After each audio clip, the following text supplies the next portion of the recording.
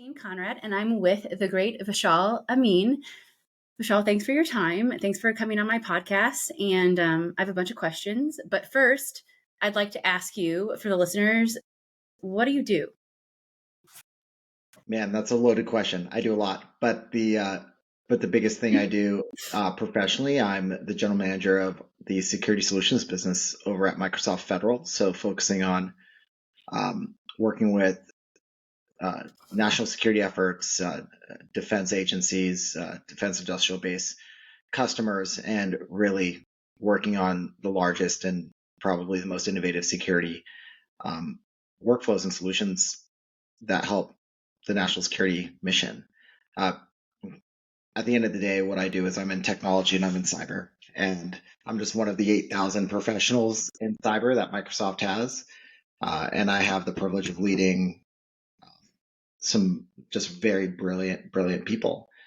Outside of that, do a lot of nonprofit work. I, got 3 kids that I help my wife manage.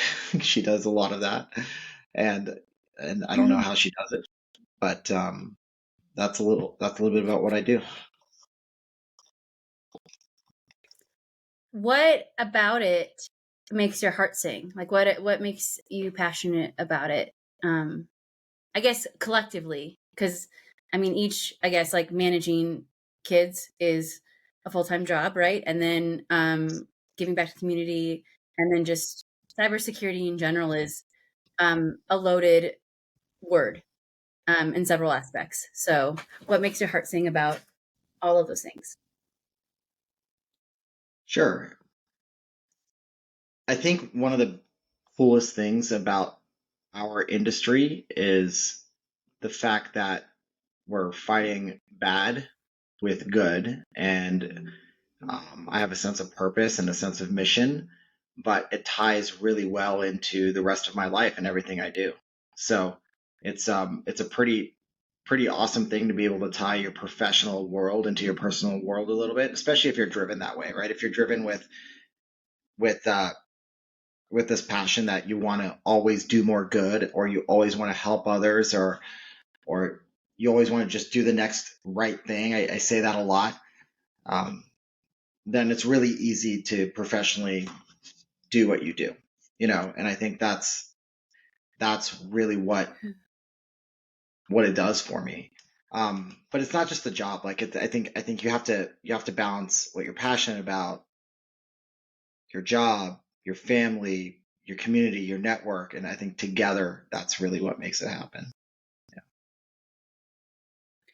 I appreciate that. I have a saying: I like to leave people better than I found them, and I think that's a big deal when it's driven by purpose, right? Adding value, making sure that you can provide value where the other person can be better and do better. So I am a board member for Big Brothers Big Sisters of Utah. So Notice I that. believe That's pretty in awesome. mentorship.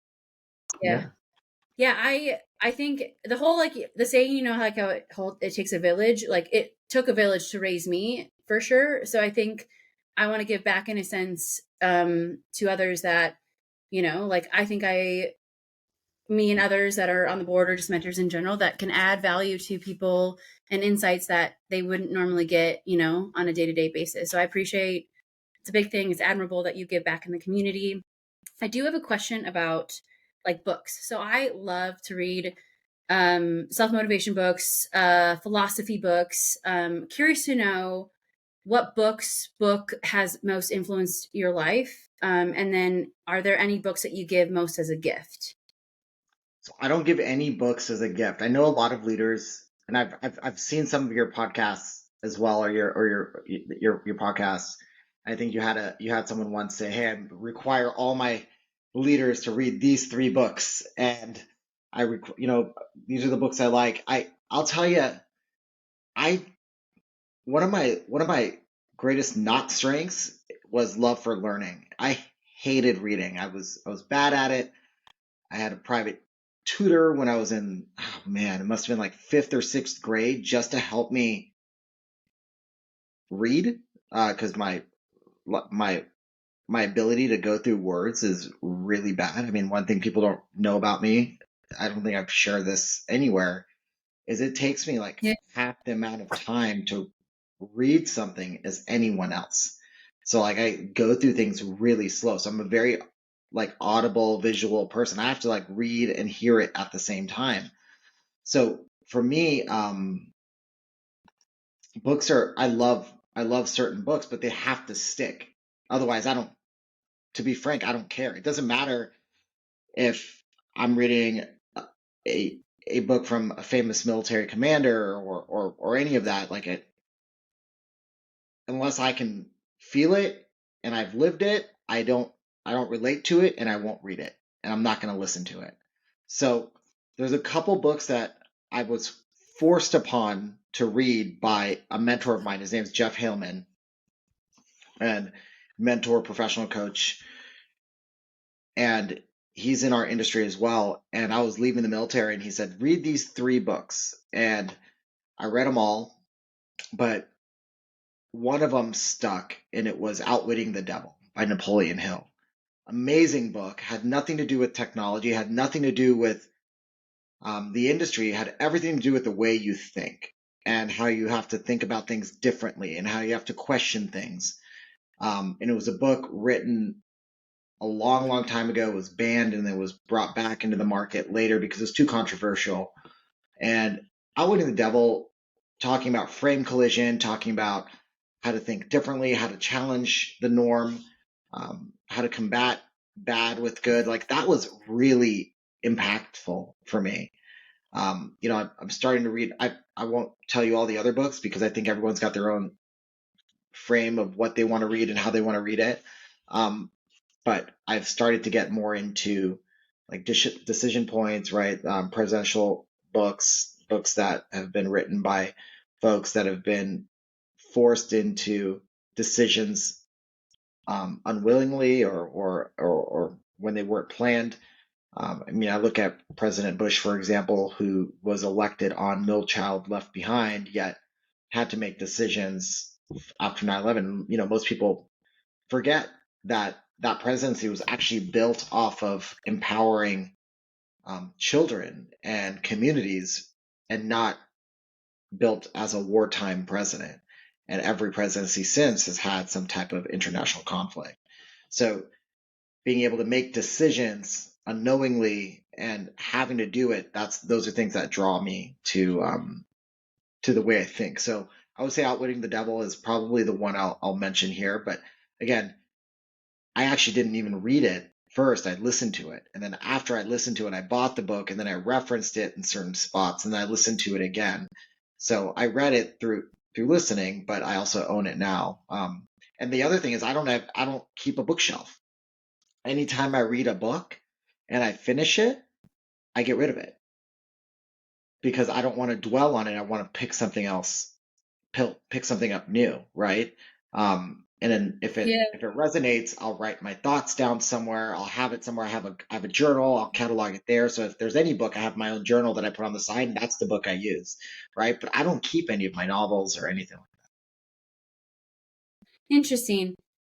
In grade school, I read things super fast. Like my brain goes so fast. So it's kind of like same, but different Yeah, in that sense, right? Like I would read stuff really fast. And like, to me, I am a macro level, right? Like I think it's fascinating that people, who are detail oriented, which I can be, right? Like I can be, but to me, it's like I think globally. So it's really interesting when people go through grade school and then like what they be when they grow up, right? Like sure. what they listen to, what they like take it, and all that stuff. And I, is there any like podcasts that you? Because I like to listen to like Audible and just like interesting So podcasts that think differently because I think it I didn't challenges even start your listening to podcasts until I yeah got out of the Marine Corps after like 21 years. And the reason I listened to podcasts was to get industry experience. A lot of folks listen to podcasts to get this knowledge, this broadband global outtake, and my brain thinks goes fast too. Like my brain goes really fast. I just can't read yeah fast. And yeah so I'll listen to podcasts at 2x speed, but I usually do it to get the intake and then create my own perspective or opinions on things. yeah Not, and I yeah guess it's a form of learning. So with that being said, a lot of my yeah podcasts are onesie twosies, and once I not interested, I'll fall off the wagon and I'll find another podcast. But industry Yeah. wise, Cyber Tea with Ann Johnson is a good one for me.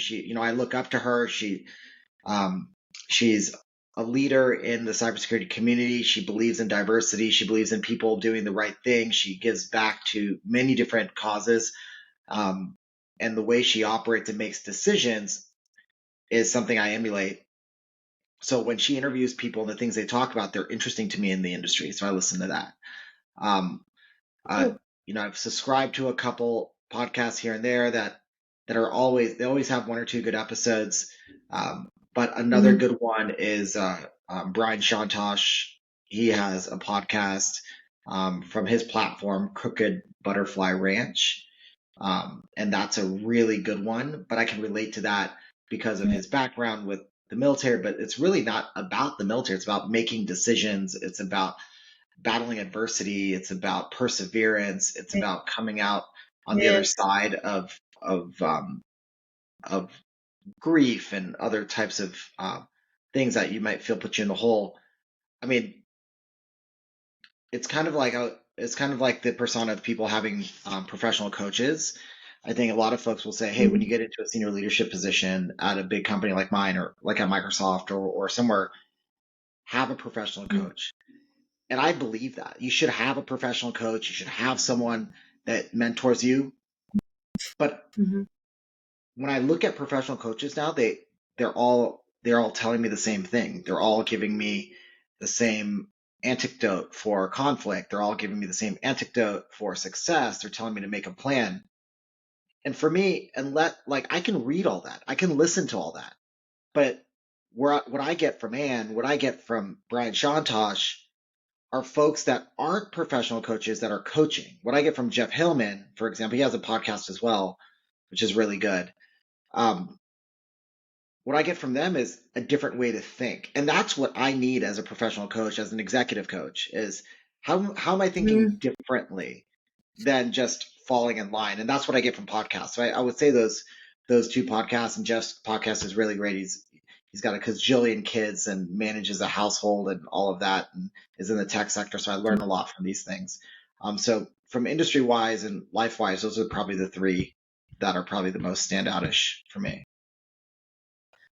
So I appreciate that because when I was in high school, I had to write a 50-page paper on my worldview. And so, like, I had to quickly decide, I mean, obviously it's evolving since then, but I love to hear different thoughts and how people think differently, believe differently, because either it reinforces what I have studied or it like kind of fine tunes it or like I don't know, evolves it in a way where okay, I'd never thought of that like that. And I think to your point, I think it's good to hear what other people think because it opens up your mind to think, okay, let's think about this a little bit more and be more thoughtful with either like how you I would say like I'm using business speak, but like go to market, right? How you even behave, right? You How have to you think deliver. differently. Yeah, I mean, Yeah. you have to. Mhm. If you make decision, if someone's building a cardboard box for, you know, for a certain purpose, or let's call it like a box to put donuts in every weekend when you go to the like, and you're purpose driven, going, hey, I'm going to build this box just for donuts, and this Mhm. is and you work in the donut factory and you build the box and you go sell this box and you say, hey, build this box for donuts. And now I can go to the donut store and I can say, hey, we could fit X amount of donuts in this box. We could do like your mind is just wrapped around this one product fit for this.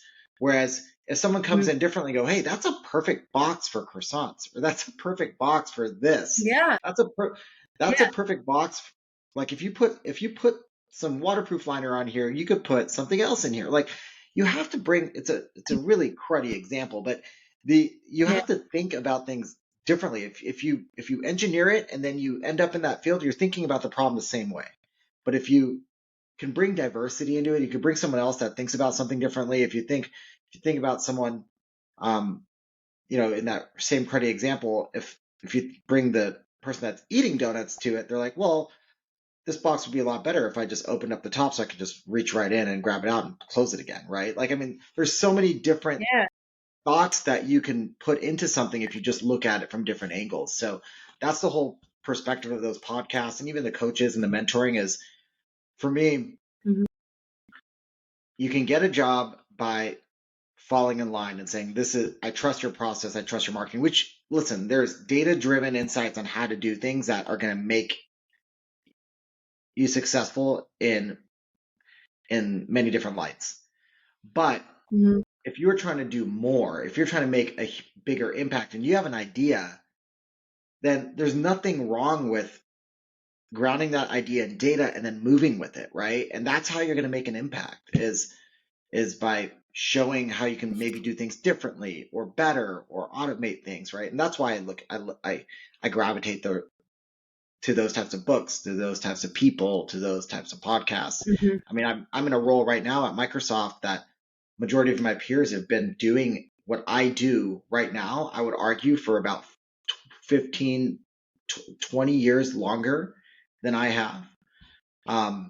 Yet I have the opportunity and privilege to do this here every day. And I would argue to say because I think differently. I was listening to Ann Neuberger and Jen Easterly's CISA Live today that they published this morning on LinkedIn. And Ann Neuberger was talking about you can't be afraid to um, have a conversation that sounds different. I forgot, it was at like minute 14 or something like that. Wrote it down to go back and look. But you can't be afraid to speak differently, to speak in a different language other than English, to be able to go out and be disruptive so that people will listen. And that's the same concept, right? How are people going to listen if you're just monotone and saying the same thing?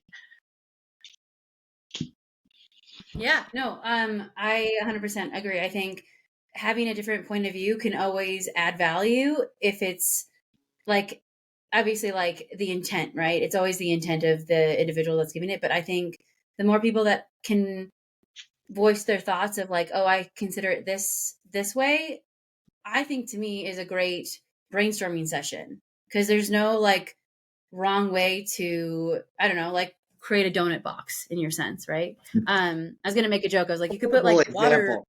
Horrible example. I don't know. It was the first thing No, in my mind. You can tell I haven't eaten breakfast this morning, no, you know? no, it was great. I was like, you could put it. You could like if it's water resistant, you could like put it down the river and tube down the river with. I was just thinking like, yeah, that used to be great for the Yeah. summertime. Anyways, Throwback. not Yeah. to go down that. Yeah, what I guess like to pivot a bit. What is so I think of failure as like giving up, right? Like throwing in the towel. And I Sure. always like to ask this question because a lot of people look at failure differently. What Yeah. failure or parent failure have you endured that has later set you up for success? Oh And do you have man, a my life favorite is failure of full yours? of failures. It is, and I hope everyone else's life is has failure within it. Um, there's so many. I mean, I failed out of flight school 3 times. I've shared that publicly a lot of places. I actually was really bad in my introductory and really bad in my primary, really bad in my intermediate, really bad in my advanced. I went to the replacement air group at Miramar.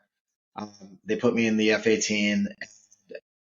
They used to, like, we used to call my grade book like a box of Lucky Charms. It had different color sheets in it, right? Because if you Hmm. failed, it was a blue sheet, it was a yellow sheet, it was a pink sheet, right? I mean, it looked like it was bad. I think I still have it at home. That's how, like, I kept it after I retired, and I look at it and I'm like, holy camoli, like it is bad.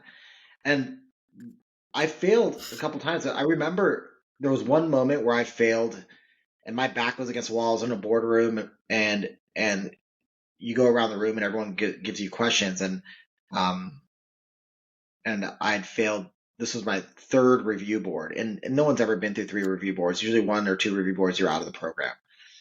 And I remember my back was against the wall. I that was it. I was gonna have to do something else.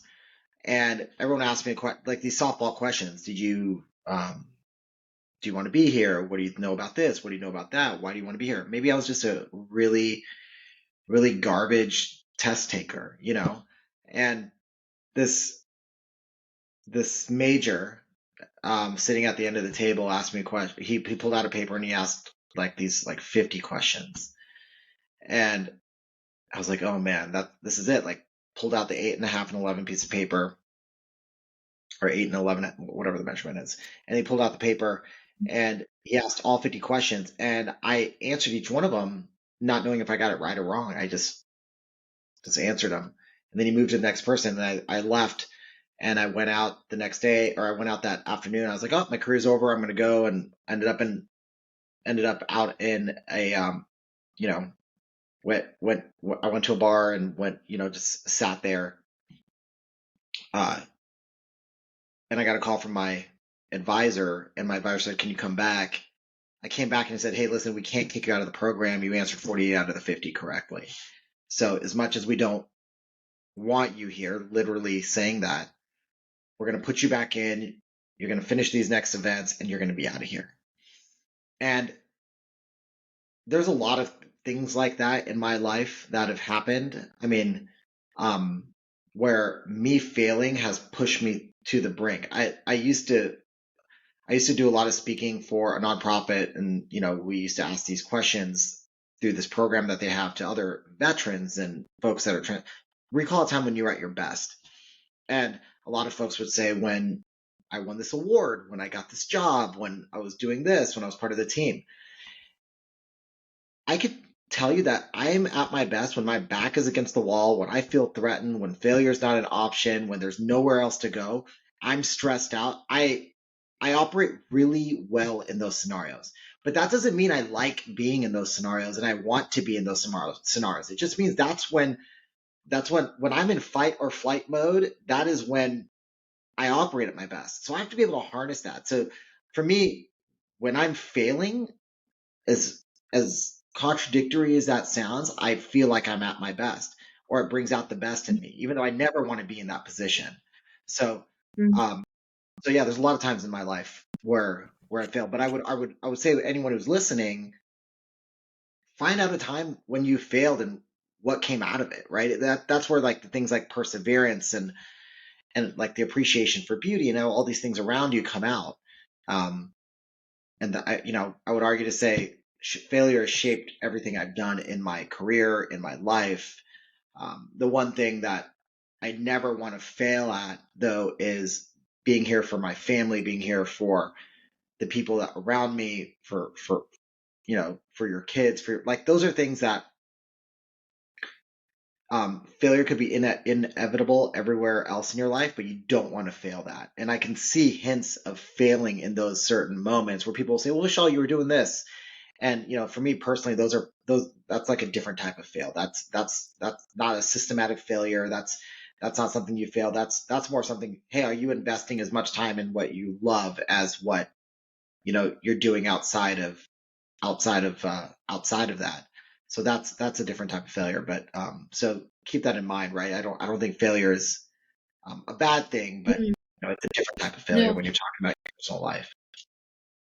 Oh yeah, I in college I'd make this joke because I sometimes think I'm funny. I'm like, I'll fail if I fail, I'll fail with flying colors. So you're like, sheets kind of remind me of that, right? Like flying colors. No pun Yeah. intended. Obviously flight, but yeah, no, I agree. I think for me, it's like if you're still, you get up in the morning, you still take a breath. Like I think like you can still go at it, right? If you've got determination and you have purpose, I think you can accomplish anything. And again, I think it just shows resilience, perseverance. I had a conversation with the CEO, and I wanted to be, I think, like this Google Ads strategist, and didn't know. I wasn't certified or anything like that in Google Ads. Now I am.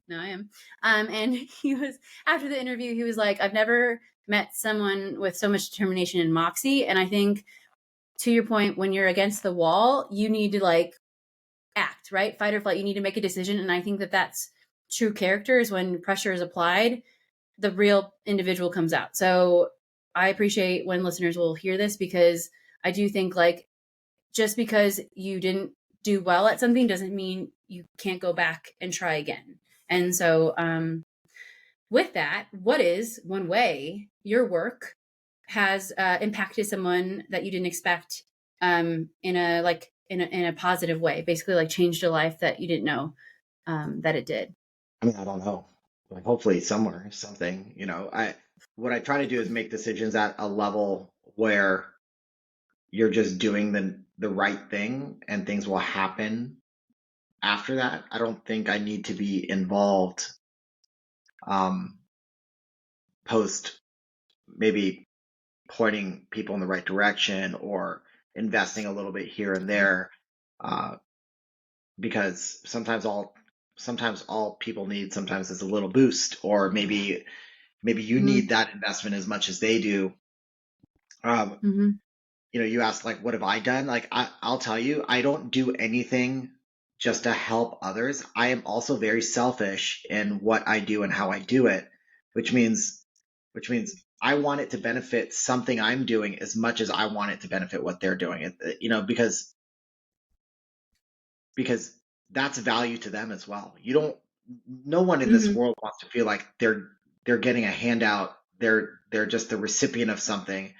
Everyone has a superpower and everyone has something to give. So even if I can't find it, I always strive to pull something out of every engagement I'm part of. That's just built in my DNA, or in my brain. But there's so much that I try to invest in. I invest a lot in the veteran community, but even more so, uh, Mm-hmm. for the last 5 years, I've invested a lot in my own personal life and my kids' lives and things they do, just because of where we've been in our journey. Uh, there's a Mm-hmm. lot, like recently. I think I've had I've been very blessed to have the opportunity to do many things at Microsoft in a short period of time. I got to Microsoft in 2020, and now we have this multi-billion-dollar security business, and Mm-hmm. specifically where my teams do all the work and my leaders do all the work. And the thing that I like to think about is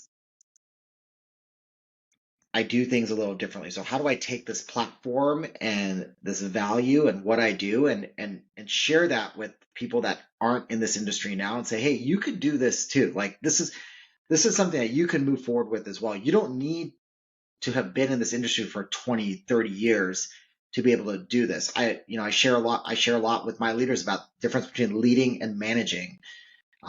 Is someone going to follow you? Or do you inspire others? You don't have to be the industry professional or the expert, but if you can inspire change and inspire someone to do more, um, man, that's what you need. I have an individual on our team, uh, named Mike Corrigan. I have a leader on my team, two leaders on my team, Dennis and then Lily Davudian. Um, and Mike's a great example. Mike is one of the smartest, most brilliant folks I've ever met in my life. He's been at Microsoft for quite some time.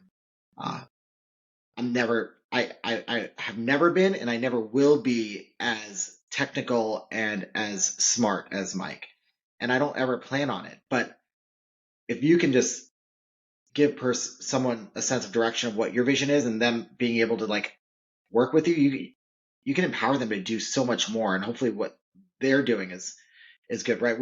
I have a platform every month on my team. I force my team to stop an entire day or a half day, and we do something for a nonprofit that day, and sometimes just that association with that nonprofit empowers that nonprofit to do more. We Every Friday I give my team time to essentially downtime, to catch up, to go say do whatever you need to for your mental health, for your professional health.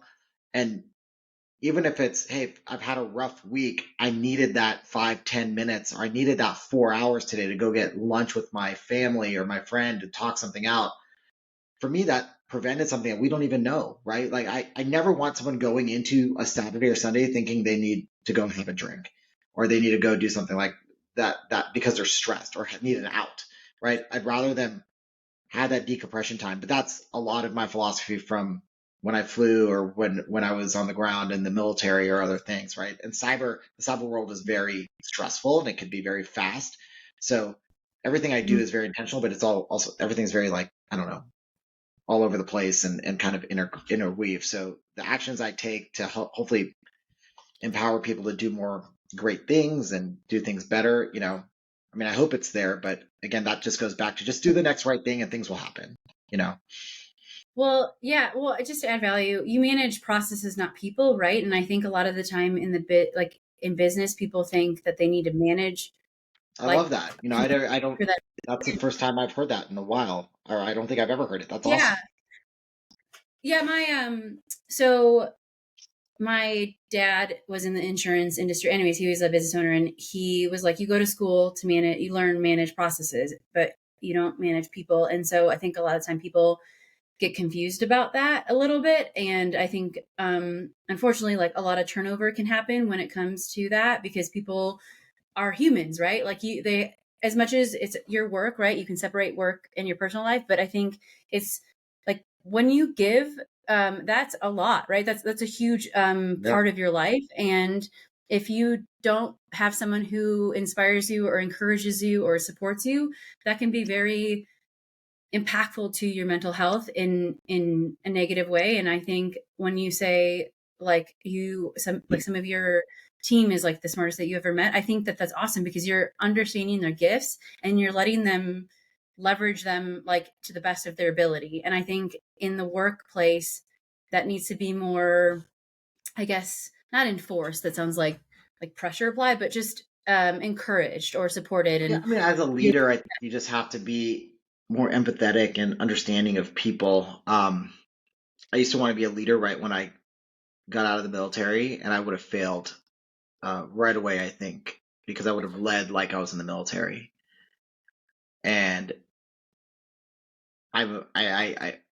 my way of collaborating is a lot different. I turn it on at times, and I'm probably very hard to work with. I would assume at times, but then other times I'm not. But my Mhm. style is more based off of being empathetic to what people's needs are, but also holding individuals accountable for Mhm. what their responsibilities are. And I think that's a big part of how you interact with people, how you do things, how you lead them, how you make those decisions, how you understand your team. I think that's huge, especially in our cyber industry, especially in the world when like data is everywhere, where it's easy to maybe go build something now utilizing AI and automate that process. You have to be able to understand how people think and what's making it easy, what's making it hard, right? That's the whole part of leading a team is being empathetic to what actually makes them tick and successful. Oh, 100%. Um, I have a question about the AI thing because Sure. I'm passionate about it. I'm super passionate about innovation and like me being a marketing communications major, I like how people behave, how people interact with technology, right? I am so fascinated by that and just basically like human behavior. I probably should have been a psychology major, but it's fine. I can always go back. But what are bad recommendations you hear in your profession or area of expertise, especially Like, in what are AI best and recommendations? yeah, because like I read a lot of like press releases. There's a lot of events. I get a kick out of sometimes when people are like very like fear driven in the way that they write because Sure. it's like Yeah. So, it's I almost mean, like there's a and lot. I would love to hear that from your side. Yeah. There's so many topics around um, what innovation is and what we should be fearful of and what we should be cautious of and what we should be doing. AI has generated a lot of that, right? When you talk about Mhm. advantages of AI and the disadvantages of AI or things that you should be cautionary about. The one thing I'll share from my perspective is I heard this, maybe it was on another podcast or it was during the Reagan Defense Forum, somewhere, or I saw it on LinkedIn. Mhm. Individuals were fearful of how we hunt, how we utilize AI, and how we govern it. But Mhm. if we were to take that and compartmentalize it and move to the side, if we give it to the bad guys, they don't care. They utilize everything to their ability and in its capacity to do bad. So Hmm. As we are fearful of utilizing things to do bad and all the bad things that come out of it, are we restricting things so much that we're letting the bad guys out innovate us, outpace us, out utilize innovation? Um, and there's a lot of things that you can't control that are really good. Like I think one of the biggest things that we don't talk about around AI is governance. And the I'm not talking about the morality of using AI for different things for in school, out of school, in to build programs and to do whatever you want to do with it. I'm Hmm. talking about art, AI and the machine learning algorithms and the language models. They're all built from a data set, and for me, they're only as good as the data set that they're pulling from. So how are we governing those data sets to make those models pure and make them more effective and not skewed? And that's probably the one thing, if I was going to fear for anything, is innovation is really good, but let's also focus in on governance and compliance and ensuring that we have our basics set. Nothing's saying you can't use any of these things, but foundationally, are they in the right box? Are you pulling from the right data sets? Are you getting an unbiased um, view of that data to make the right correlations, to make the right decisions? And that all starts with data and governance. And that's the one, to your question of, uh, kind of alluding to your question. That's kind of where my head goes.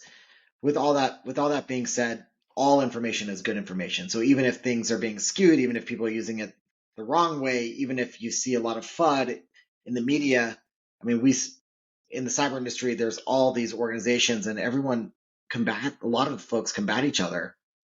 But you can also derive business analytics, you can derive perception, you can derive market growth, you can derive what people want to do and where they want to bring their organization and their technology in 4 or 5 years, just by the simple messaging that's being put out.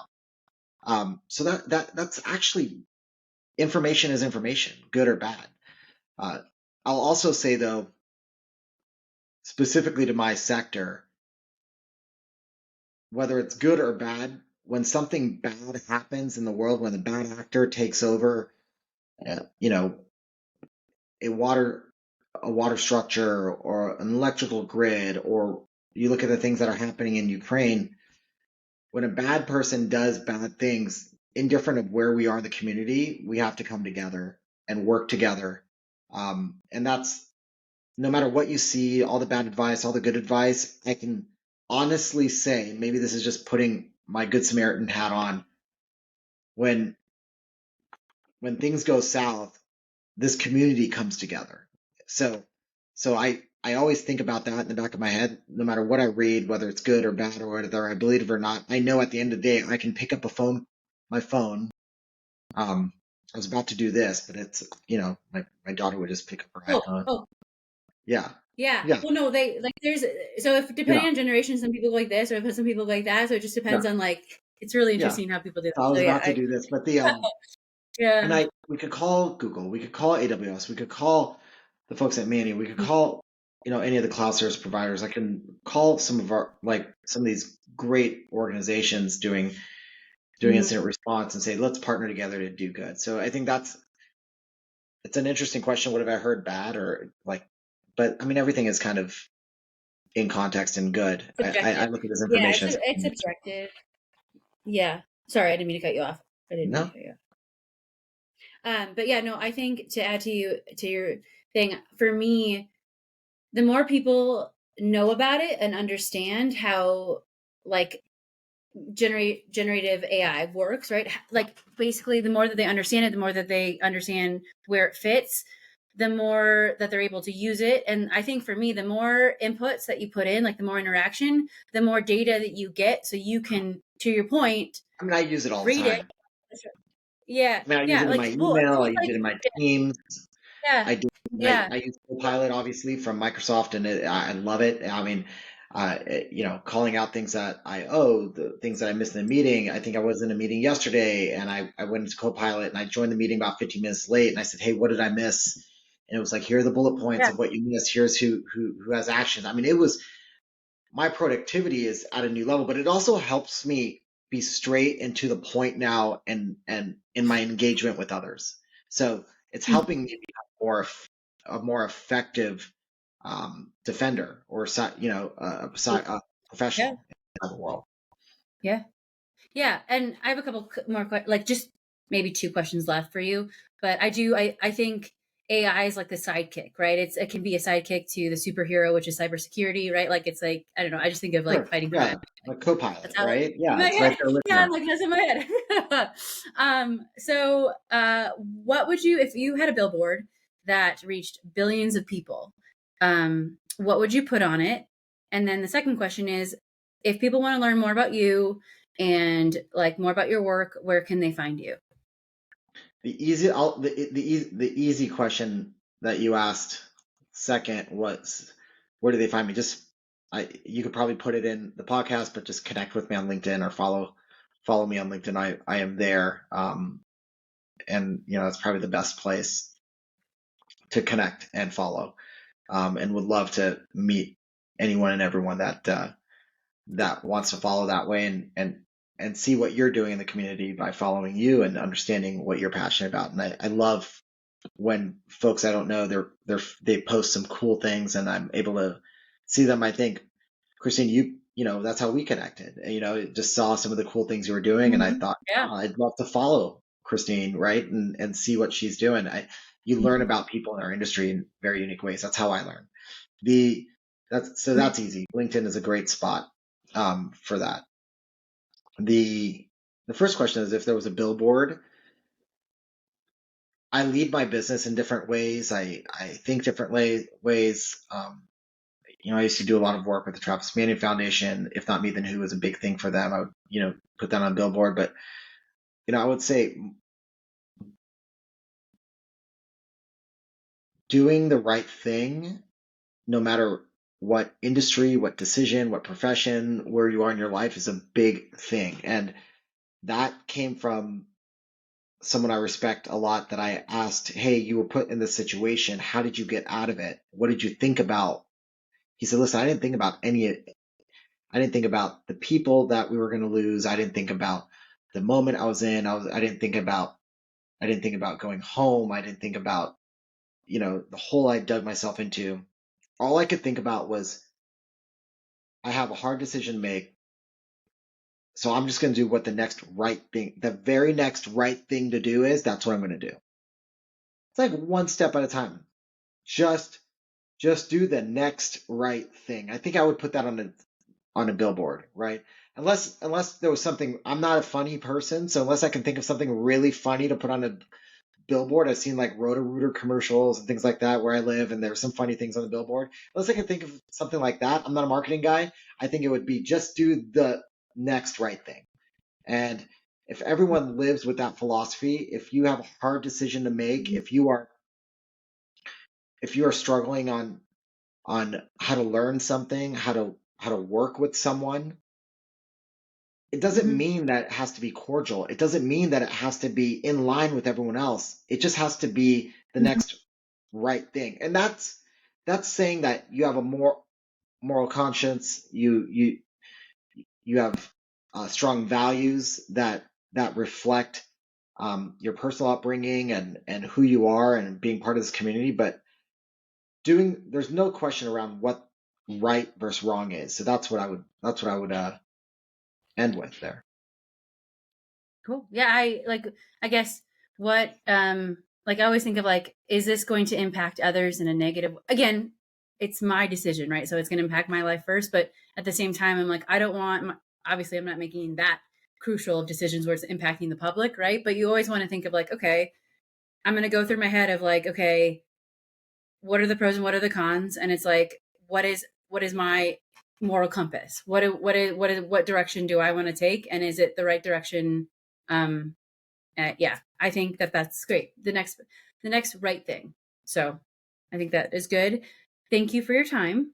And this was a wonderful conversation. And I'm so glad that you were able to come on my podcast, because I'm really excited for people to listen, because I do believe you can do anything you put your mind to. And I think technology and cybersecurity and AI can be sometimes like very overwhelming, but at the same time, it's actually really interesting, and can, like, I think anyone who wants to seek it out can do it. And Listen, I have I three appreciate it. kids, and we watched the movie Ratatouille, and they, Yes.